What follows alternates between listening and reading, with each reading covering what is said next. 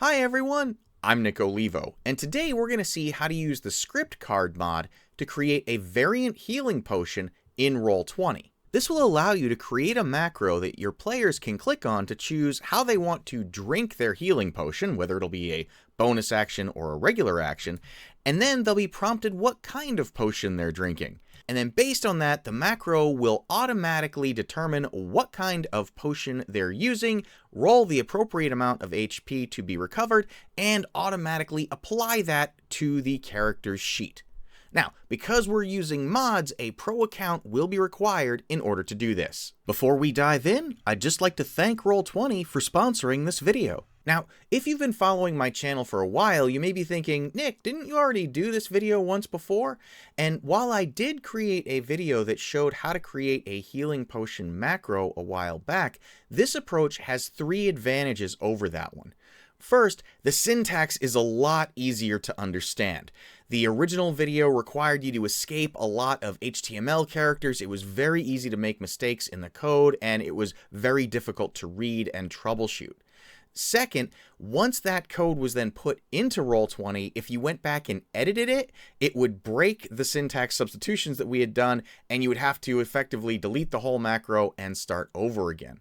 And then finally, that macro did not have the ability to automatically apply the HP regained to a specific character. And so this new approach is going to provide a cleaner syntax, easier troubleshooting, and will automatically apply the amount healed to a particular character's token. So let's dive in and see how it works. So there are 2 mods that we're going to use in order to make this work. The first is ScriptCards. ScriptCards comes to us from Kurt Jagers, and it's going to handle the behind-the-scenes logic of figuring out how many dice need to be rolled for a particular healing potion, and then it's also going to handle the output and display of that information back into the Roll20 chat. And then ChatSetAttr, which comes to us from Jacob, is the mod that's going to actually handle updating our character's HP after they've rolled however much they're going to recover from the potion. Both these mods are available within the Roll20 mod library, so you can just add them into your game, and then we're good to go. Alright, so we're back in our game. I've got my trusty notepad window here. Let's write some code.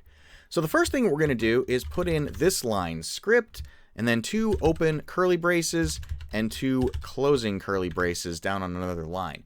This is what's telling Roll20 that we are creating a script card macro. The script card output is going to look like this when all is said and done, and so the first thing we want to do is display the words healing potion as the title for this script card.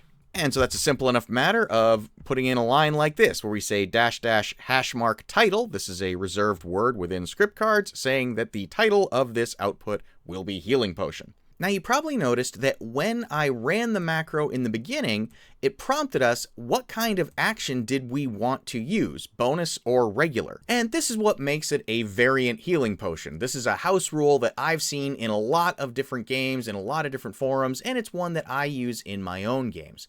Essentially, if you drink a healing potion as a regular action, it's going to restore the full amount of health that the potion could provide. So a regular healing potion lets you recover 2d4 plus 2 points of health, which means that the maximum it could restore is 10 HP. So if you drink the potion as a regular action, you recover 10 hit points. Whereas if you drink it as a bonus action, it's going to make you roll for it. So you roll the 2d4 plus 2 and you see how much you get back. Maybe you get back 10, maybe you get back 4, really just depends on the luck of the dice. And I kind of equate this to those fight scenes when the hero is in the bar and the mug of beer goes sliding across the bar and the hero's in mid-fight, he reaches over, grabs the mug, takes a swig, it splashes everywhere, and then he hits somebody over the head with the mug and goes back to the fight scene. So he didn't get a full drink, he just got a little bit. And this is the same kind of thing with the healing potion as a bonus action. You're only getting a little bit, you're not getting the full effects of drinking the entire potion. So the first thing we want to do is prompt the user with what kind of action they're using to drink this potion. And that's going to look like this. So this is a standard Roll20 query here where we bring up this pop-up saying what action are we using. And then bonus and regular are the 2 choices that appear in the dropdown. And what's going to happen is we're going to take whichever one of those was selected and we're going to store it in this ActionType variable. So this -- that you see right here is how script cards indicates that we are storing text in a variable, and we're going to refer to that value later on when we are calculating how many hit points will be recovered. Once we've made our selection here, we also need to prompt the user what kind of potion that they're drinking. And that's going to be done with a line that looks like this. And again, you can see this is the same type of thing. It's another Roll20 query. Just the difference now is we have each type of healing potion listed in here. And each one, again, is separated by a pipe. And this time around, we're taking whatever the user selected and we're storing it in a variable called PotionType. And again, we're going to refer to what kind of potion is being drunk later when we calculate how many hit points are going to be restored. Now you'll notice in the output, we're also listing what kind of healing potion was used and what kind of action was used to drink it. So let's add that into our script card as well. So the code for that is going to look like this: -- left sub. And left sub indicates what will be displayed in this part of the script card right here. And so what we're saying is in the left sub, we're going to display whatever value was entered in PotionType, healing potion. So if we select greater, it will say greater healing potion. If we selected supreme, it would say supreme healing potion. So this bracket, ampersand, and variable name syntax is how we refer to text type variables after they've been created. And so it's a similar thing for the right side of things when we display the action. That's going to look like this, where we say right sub ampersand ActionType action. So if we choose bonus action, it's going to say bonus action. If we chose regular action, it would say regular action. And so now we need to build some logic into our script card to say, okay, I chose bonus action, do this, versus I chose regular action, do that. And so the code for that's going to look like this.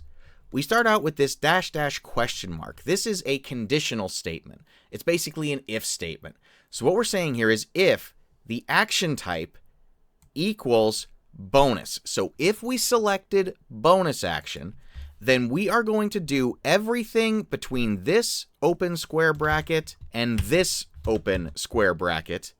And this pipe here tells us that we are done with the if statement. If we are doing a bonus action, we're going to do what's between these brackets. Otherwise, we're going to do what's between these brackets. So if it's a bonus action, we're going to do what's in here. If it's going to be a regular action, which is our only other choice, we're going to do what's in here. Okay, easy enough. So what are we going to do? Well, if it's a bonus action, we're going to roll to see how much HP we recovered. And the amount of dice that we roll is determined by the type of potion that we're drinking. So a regular healing potion is going to do 2d4 plus 2, a greater healing potion will do 4d4 plus 4, and so on.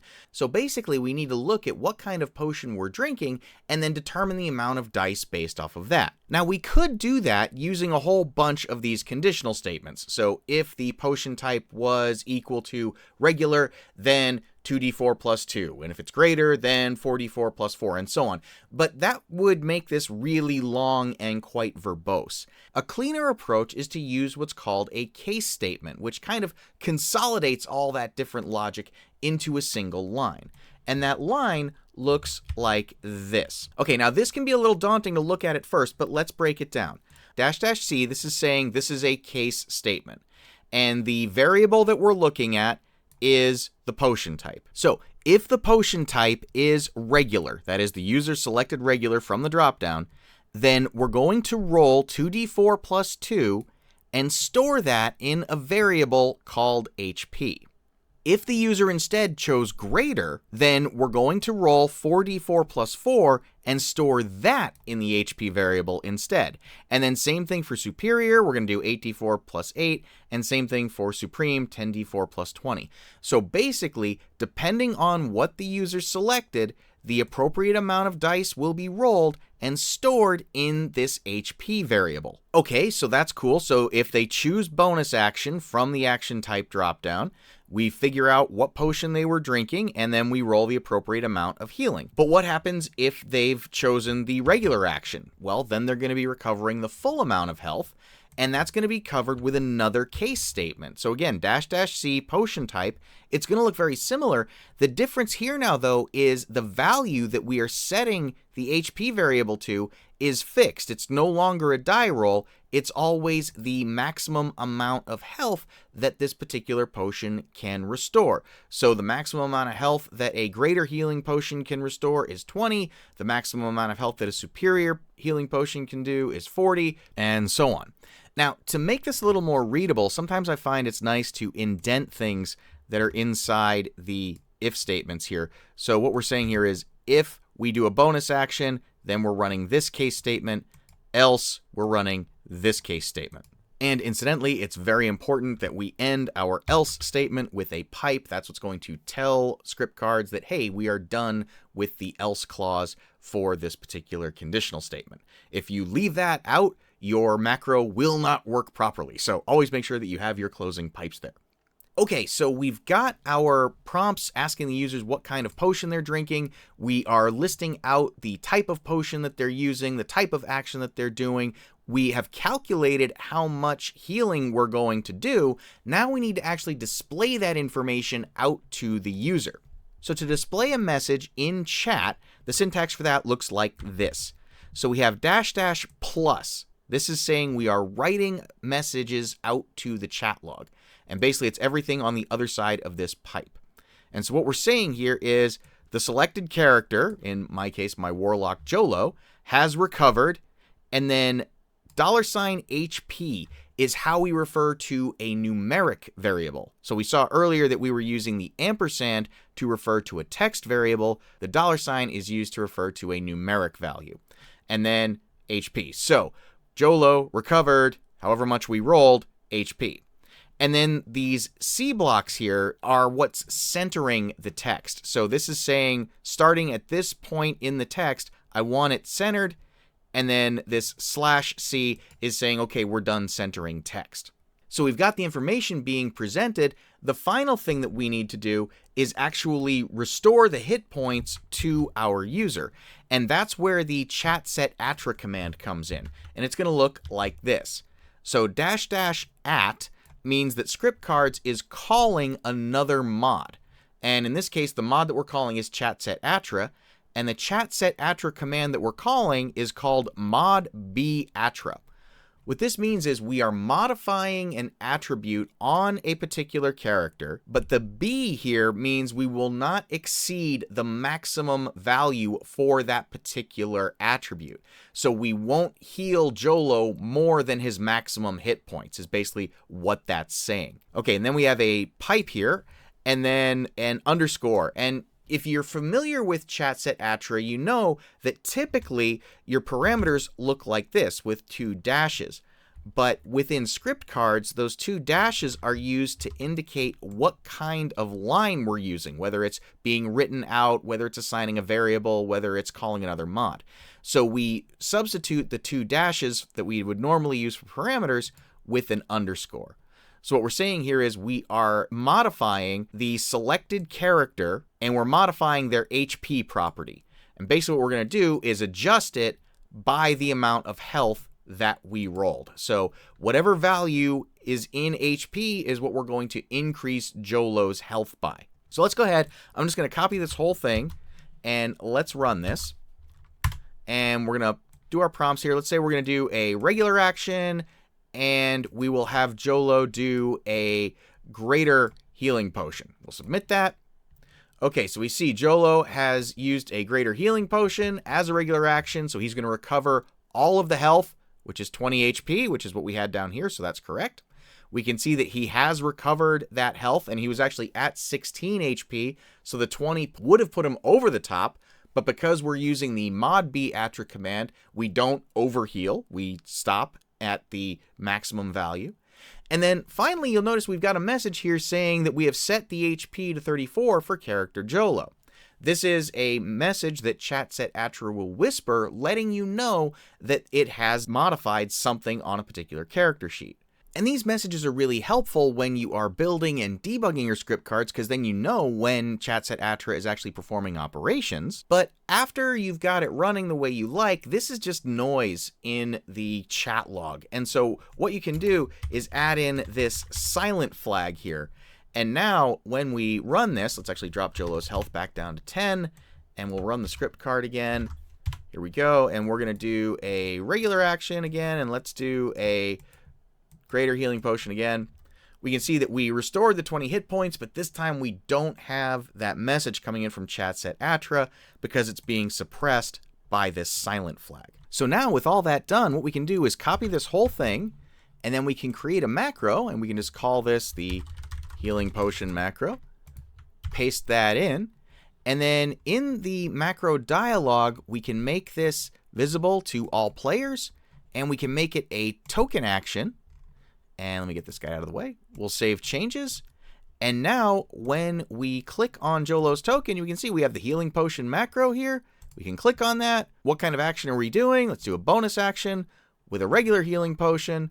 And now we look at that and we can see that Jolo recovered 7 HP. We rolled 2d4 plus 2. And Jolo had 30 health at that point, so he can only take 4 hit points worth of healing, which is what we've applied. And everything is working properly. So there you have it. That's how you can use the Script Cards mod to create a variant Healing Potion macro in Roll20. I hope you found this video helpful. If you did, please give it a like and consider subscribing. And until next time, folks, have a great day.